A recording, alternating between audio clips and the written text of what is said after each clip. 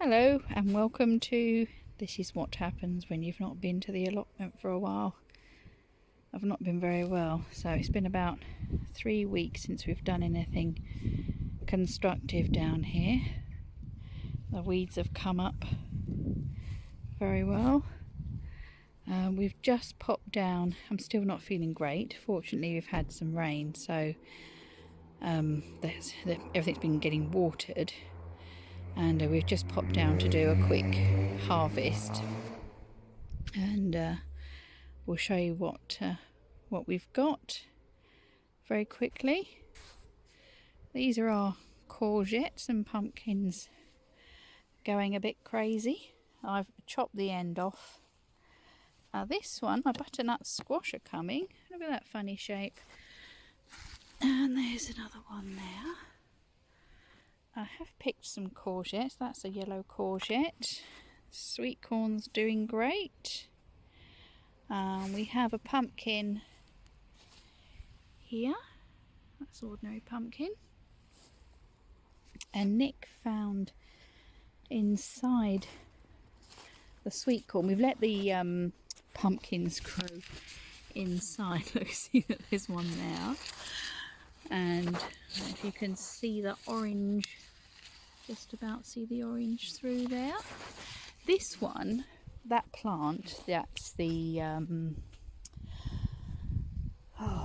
red chestnut squash. It's actually come all the way. I've chopped the end off.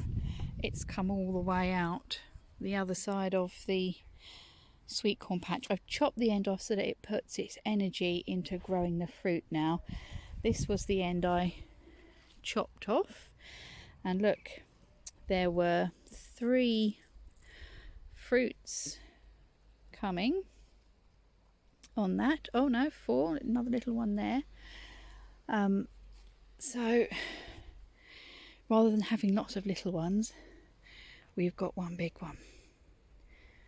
Now I think I can see some apples. Let's go and have a look. And the answer is no. They look good, but if you look at the size of my hand compared to them, they're still very small. Although that's not stopped these eating them. Now what I do is, if something's been eating them, something's having a really good go of these, I leave them on the tree.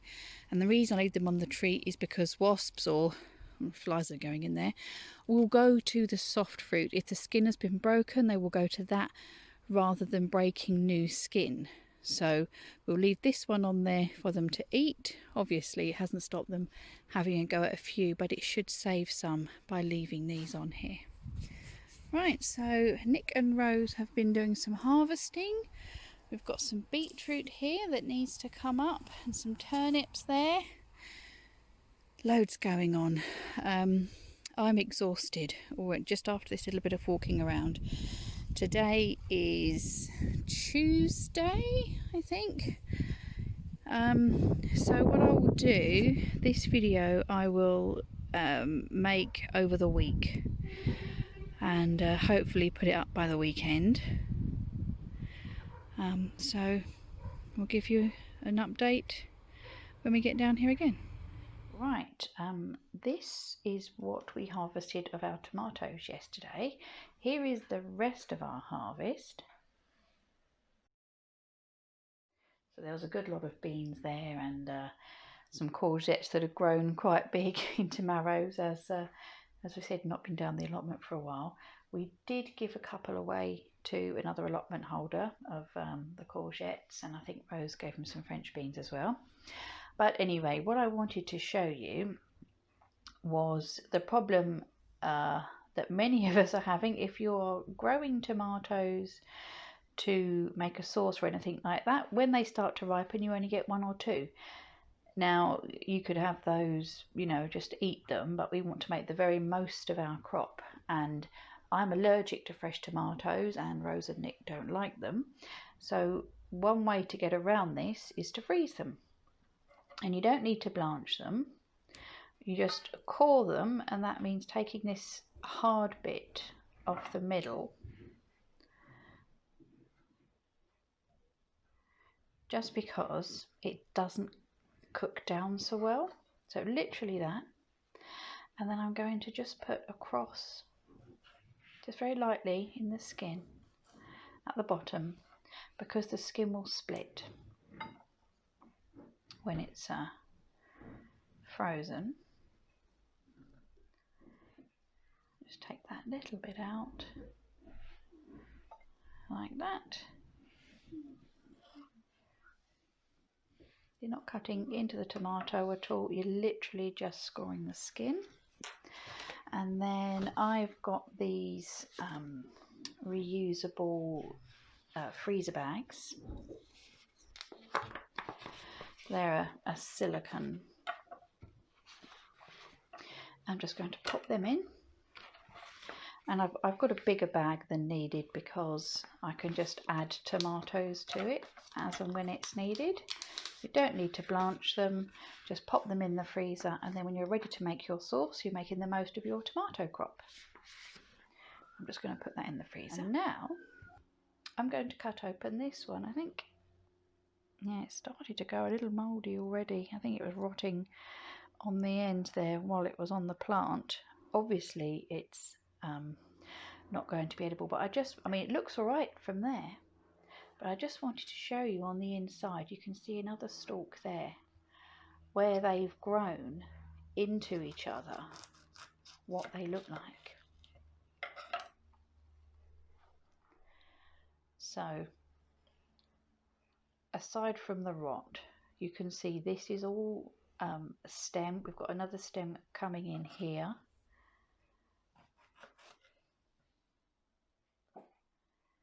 This is all stem as well.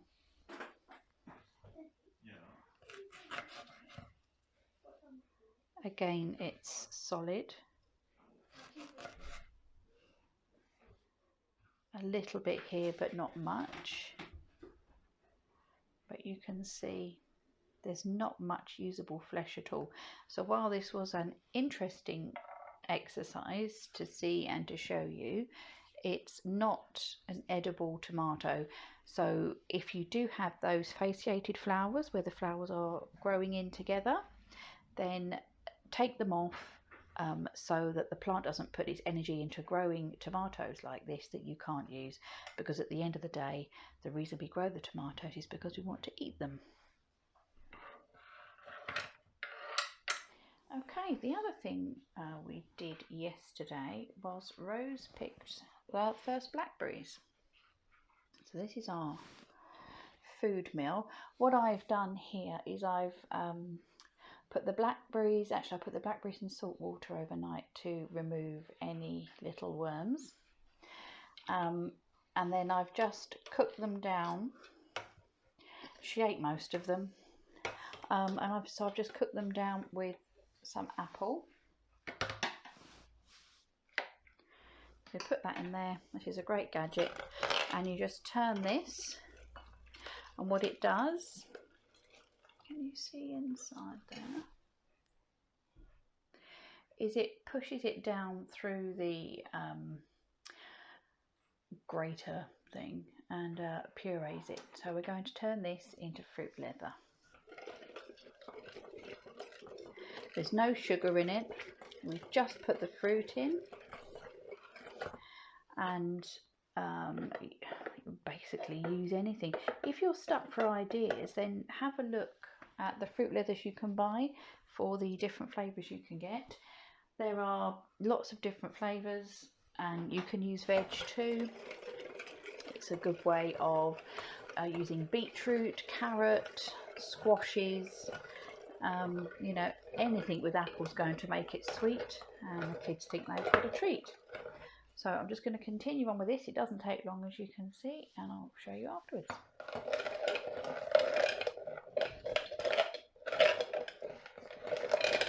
Right, in about 2 minutes that's been pushed through.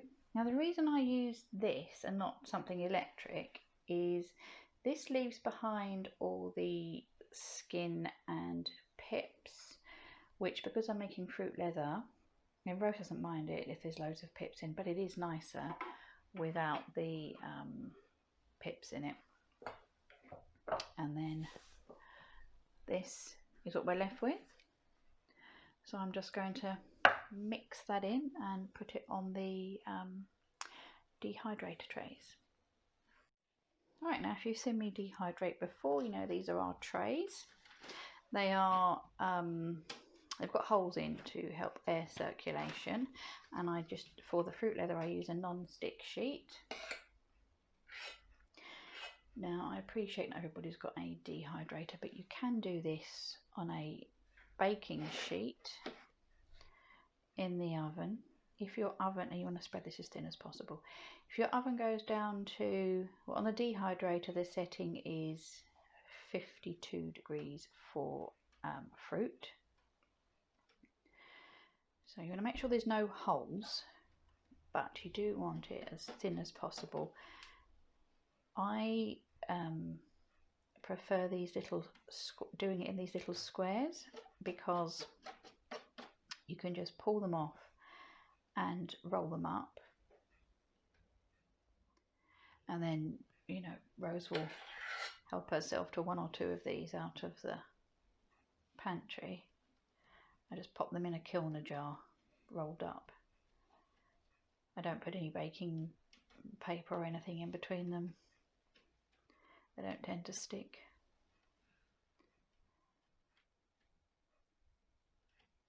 There's, you know, there are lots of tutorials on doing these, and I think, you know, there's lots of recipes and things which can be more and more complex and bring in unnecessary things, but we just do plain fruit or fruit and veg, whatever we've got, and then roll it up without any baking paper. They don't stick together. It just looks fancy, but we try to reduce our waste. So these will go on for about 8 hours. So if you're doing it in your oven, put your oven on about 50, if it can maintain a temperature that low. And then obviously with your oven you want to use that during the day for your normal meals. So I would suggest doing it overnight.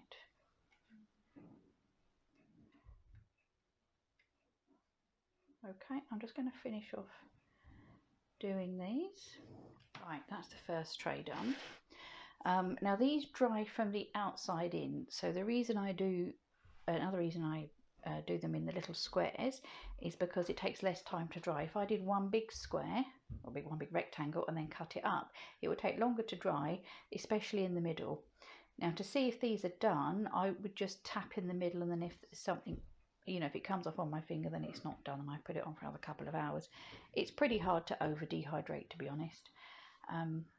So yeah, I shall continue doing these and then stick the dehydrator on. Here we are the next morning. As you can see, these have dried out now. They're not as dark as they look on the camera, but they just peel off. And we're going to roll them up, just like that, and pop them in the jar here.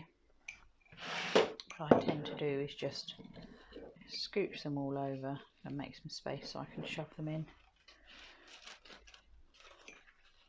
So they come off really easy, and in they go.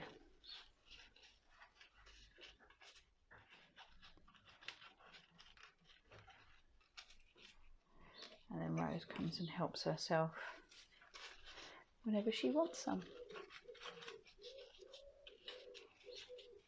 Nice healthy snack for her.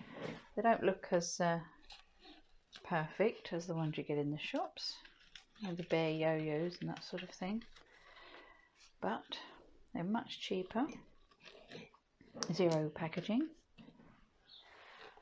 and once our apples are ready, free. We've used shop bought apples this time. Obviously the blackberries were free. So yeah, give it a go. There we go, all done.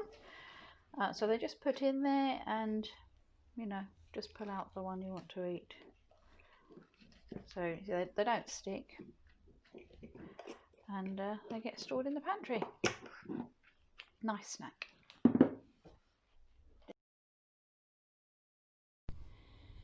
Okay, it's been over a week since our last bit of video, since the last bit there, and clearly I'm more wiped out than I thought.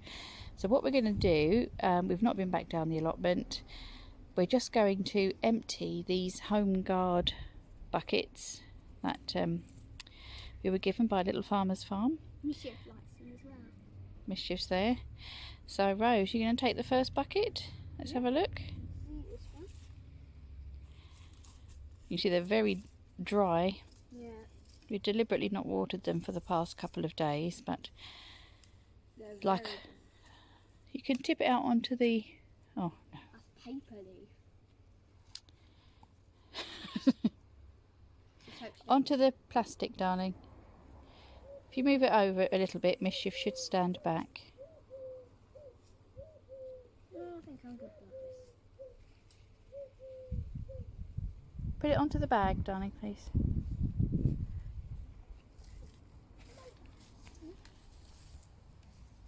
No, onto the bag, please.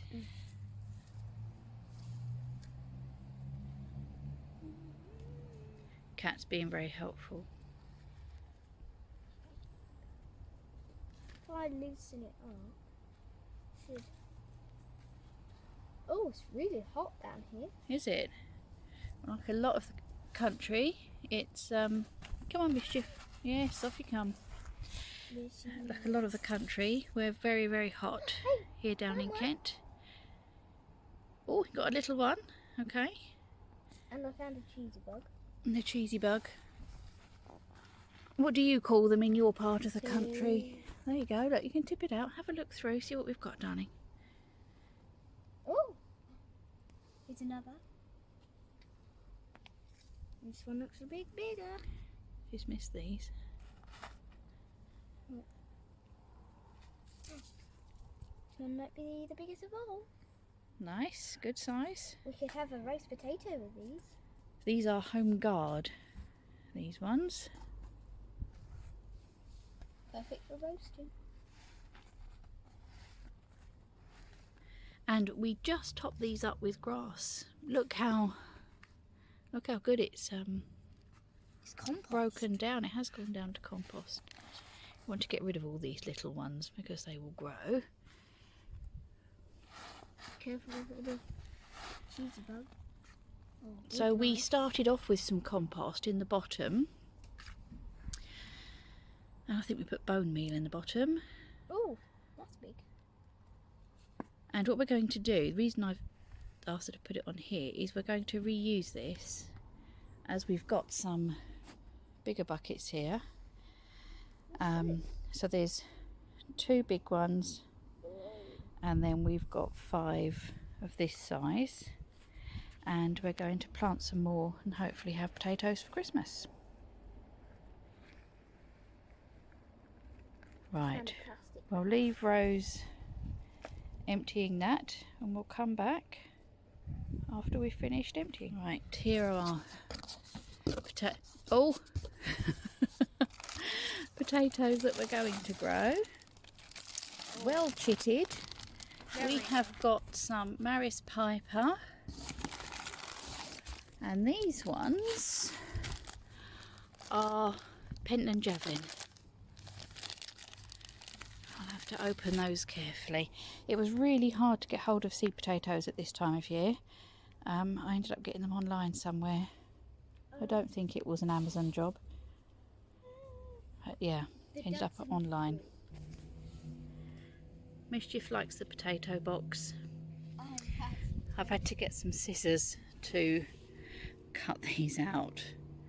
So I'm going to knock that one off actually, it's a bit broken. Pop that one in there, my darling. So as we're... It is, that's okay. That's okay. So, and then cover it up with our homegrown thing. with the compost. Yes, that's what she likes playing around and seeing. No. Right, give it a good cover then. So what we're going to do is, as we take out each bucket, we're going to put the stuff there and then just cover over the potato before we empty the next one. Right, and this is our massive crop from the 4 buckets. They are just Asda flower buckets, so they're quite small. You know, the cut flowers that you can buy from supermarkets. They're just those. Now what I have done, I've got 4 buckets of Pentland Javelin, and I've got 2 big buckets there and 1 little one of Maris Piper. Rose had a count up and thought there was 8 buckets. So in this one, where I've put 2 labels, we have 2 Maris Pipers. They are quite big buckets. In the other one, I've only got 1. Now, what we got was, as you can see, excuse my scruffy writing, 224 grams, 413 grams, 182 and 265. So it'll do us a few dinners. Now, buying the seed potatoes at this time of year wasn't cheap. I can't remember how much it was. But you know, there's quite a few seeds in there. So what I might do, we've put these in buckets now. Obviously you can grow them in buckets at any time. We put them in buckets now in case it gets frosty, and we can move them inside then. But as we've got quite a few, what I might do is our no-dig potatoes at the allotment, I might just get rid of the rest of those, pull them up. I've been leaving the baby ones in, and that has worked beautifully. Literally, if you've seen, check out our video which says it's just called no dig potatoes, I believe. How that has worked, we're literally lifting the grass off, getting out clean potatoes and popping the grass back over the small ones, and they're continuing to grow. So we've basically been getting a constant crop for a couple of months off of those now. Fantastic way of doing potatoes. So what I'm going to do, I think with the rest of them, or some of them at least, I'm going to do that method at the allotment and see how that goes. I mean, they should get a good growth before any frost. The temperatures we've been having here in Kent, it's hard to remember what frost feels like. Anyway, so we're going to give those a good water in. I'm going to end this video today because I'm aware it's taken me a week and a half to put these clips together, so it might be a bit disjointed, but we haven't been, as I say, I haven't been well, so we've not been videoing. So thank you to everybody and your patience, and hello to you who've messaged me to say you're okay. We're getting there. I'm getting there, so we'll be able to hopefully get down the allotment soonish and see how bad it is. Right, thanks for joining me, and we'll see you next time. Take care. Bye bye.